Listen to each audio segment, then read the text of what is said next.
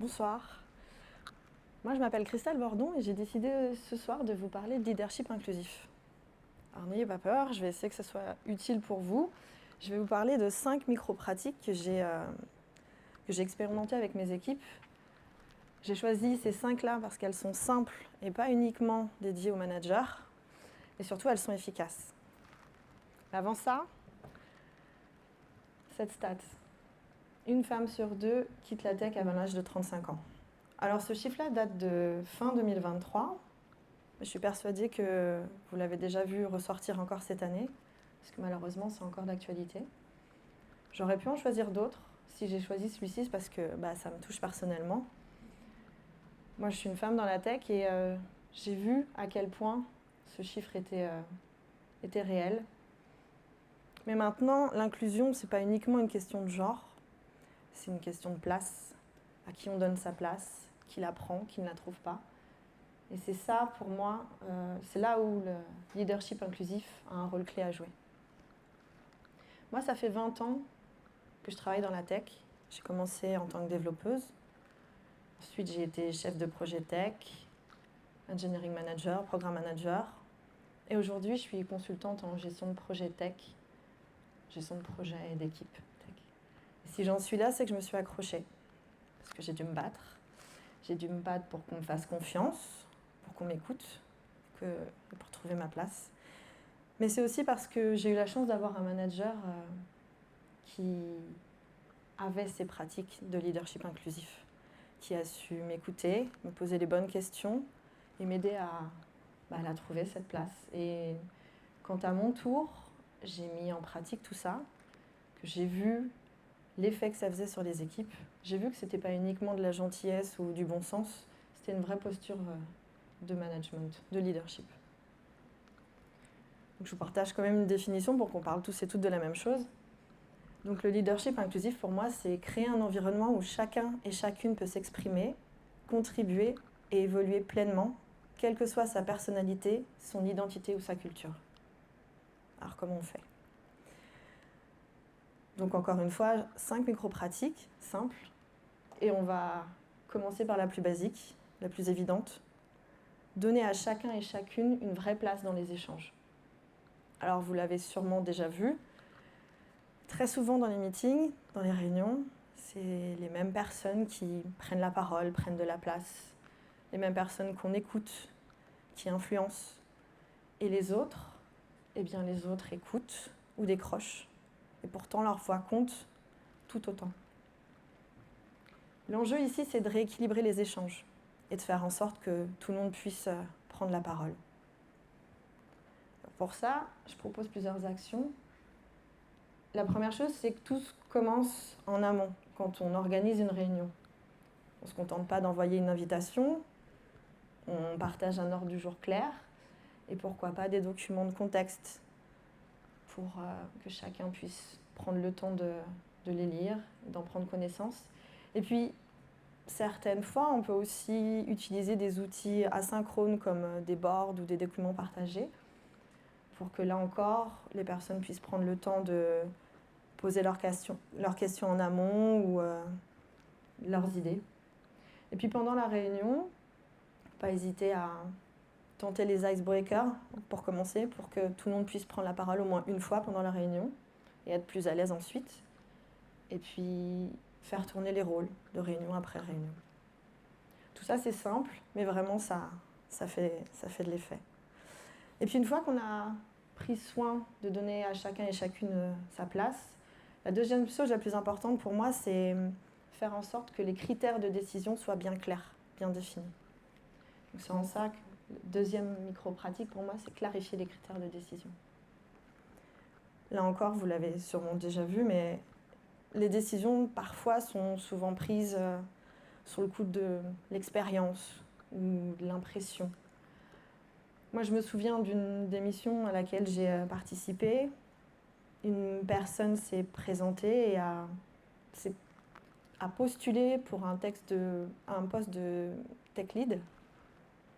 Son manager lui a répondu « Ok, tu es brillante, mais je ne te sens pas prête. » Sans argument, sans critères. Là, le problème, c'est que on parle d'impression, alors que la personne était déjà en train de coacher toute l'équipe. La décision a été prise comme une injustice. Et donc pour aller à l'encontre de ça, ce qui est important, c'est de faire en sorte que les décisions soient plus justes et équitables. Et pour ça, il faut mettre en place des critères. Et donc les actions, pour moi, la base, c'est d'avoir une grille d'évaluation. Alors les grilles d'évaluation, il y en a au côté RH souvent. Mais quand il n'y en a pas, il ne faut pas hésiter à les créer. Ça peut prendre plusieurs formes, ça peut être des checklists, ça peut être juste des points clés. Ce qui est important, c'est de les créer en équipe, les définir en équipe, pour être sûr de ne pas avoir de biais personnels, pour être sûr de ne rien oublier, pour être sûr que ces critères sont bien inclusifs, non discriminants, non genrés. Et ce qui est important de préciser aujourd'hui, c'est que si jamais vous utilisez des outils d'aide à la décision comme l'IA, il faut se poser les bonnes questions, savoir avec quel type de données l'outil a été entraîné. Parce que quand les données sont biaisées, bien, les décisions le sont aussi. Maintenant, une fois qu'on a fait tout ça, eh bien pour moi, ce qui est important, c'est oser parler des biais. Parce que même si on définit des critères, il en reste toujours. C'est impossible de tous les enlever. Donc pour le coup, là, le constat qui est fait, c'est que souvent, les biais sont tabous parce qu'on n'est pas à l'aise avec ça. On le sait, on en a tous, et pourtant, on préfère ne pas en parler. Et pourtant, on sait que ça peut fausser notre travail et la cohésion de l'équipe. Donc l'objectif pour moi, c'est vraiment de rendre les biais visibles pour en parler, rendre les choses claires, qu'on comprenne et qu'on avance collectivement pour progresser. L'une des actions que je propose, c'est de créer des espaces de discussion sécurisés, des safe places. Ça peut encore une fois prendre n'importe quel type. Ce que je préconise en général, c'est les rétrospectives. Moi, je les utilise pour tout et vraiment à toutes les occasions, pas uniquement en fin de sprint. Ça peut être pour un événement joyeux ou stressant. Ça permet à tout le monde de vraiment prendre la parole et de déposer ses sentiments, tout ce qui pour eux est important. Et d'ailleurs, c'est le deuxième point ici. Quand il y a des tensions, des conflits, il ne faut pas hésiter à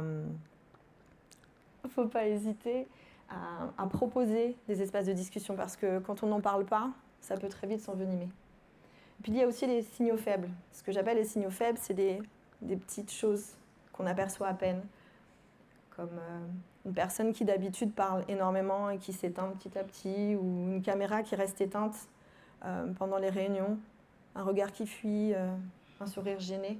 Tout ça, c'est rien, mais si ça s'accumule, si ça persiste, c'est important d'en parler, parce que ça veut dire qu'il y a un malaise qui s'installe et ça peut mener à des départs. Donc là, je parle de signaux faibles. Il y a d'autres choses dont on ne parle pas assez et qui sont peu perceptibles au travail. C'est le travail invisible, ce que j'appelle le travail invisible. Et pour moi, c'est important de le valoriser.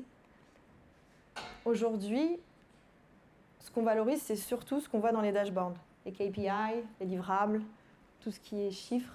Et on oublie toutes les personnes qui sont là pour soutenir, pour aider, pour écouter, transmettre. Pour moi, ça, c'est important pour que la cohésion d'équipe se renforce et que la confiance persiste. Alors encore une fois, voici une liste d'actions. Ce qui est important, c'est de mettre en place une valorisation collective. Alors, c'est un mot peut-être un peu pompeux, mais ça peut être très simple. Chaque semaine, par exemple, on peut mettre en place des weekly highlights, une espèce de résumé de ce qui s'est passé dans la semaine. On parle des wins, de tout ce qui s'est bien passé, des points bloquants, et puis des spotlights, des mises en lumière de certaines personnes qui ont aidé concrètement sur des points et qui ont fait avancer l'équipe. C'est très simple, mais ça fait plaisir à tout le monde. Et tous ces petits feedbacks-là, quand ça se répète et que c'est vraiment sur des faits concrets, on peut les utiliser ensuite dans les évaluations, les one-on-one. Et comme ça, ces merci ponctuels deviennent vraiment des points où on se sent valorisé et mis en valeur.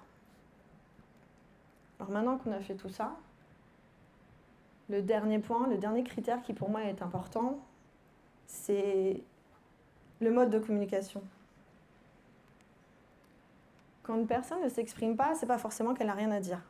Ça peut être une question de culture, je vais l'expliquer ensuite par un exemple, mais ça peut être une question de personnalité ou de rapport au groupe.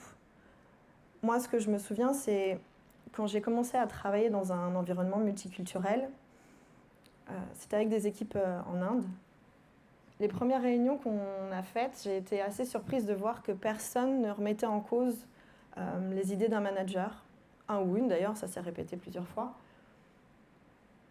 Et j'ai ensuite compris que ce n'était pas de l'indifférence, mais c'était vraiment du respect. En Inde, on ne remet pas la parole d'un leader en cause. En tout cas, pas ouvertement. Pardon. Donc l'objectif, c'est de rendre les échanges plus clairs et inclusifs, parce que ce que je viens de dire, c'était un problème culturel, mais ça peut être un problème générationnel, ça peut être juste des personnalités différentes dans une équipe.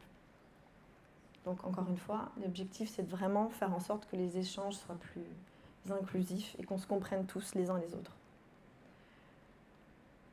Et tout simplement, une action toute simple, c'est de demander.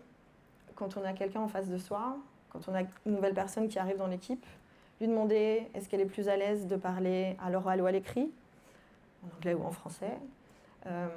Est-ce que quand il y a un problème, elle préfère le faire en one-on-one ou en équipe, tout de suite, ou il lui faut du temps pour réfléchir.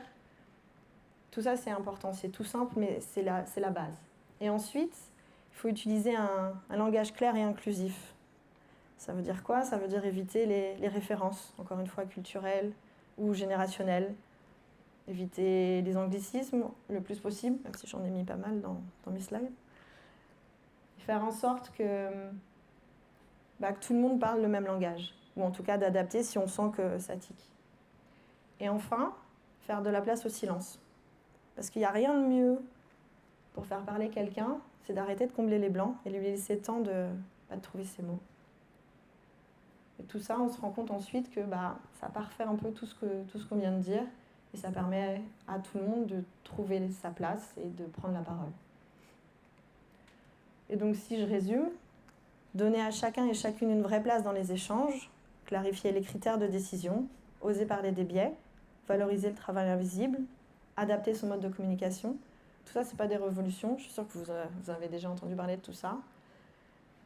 Mais vraiment, ça a un vrai résultat quand on met tout ça en place. Et encore une fois, tout le monde peut le faire, pas simplement les managers. Donc ce que je vous propose, c'est demain, dans votre prochaine réunion, votre prochain échange, laissez un silence, reformulez une question, prenez le temps de remercier quelqu'un pour un geste qu'il a fait pour vous et regardez ce que ça fait. Si jamais vous voulez en savoir plus sur tout ça, si vous préférez poser vos questions par écrit, vous avez mon LinkedIn ici, n'hésitez pas à prendre contact avec moi, ça me ferait plaisir. Et je vais vous laisser avec cette phrase. L'inclusion, ce n'est pas intégrer les gens à une norme, c'est faire évoluer la norme pour qu'elle inclue tout le monde. Merci.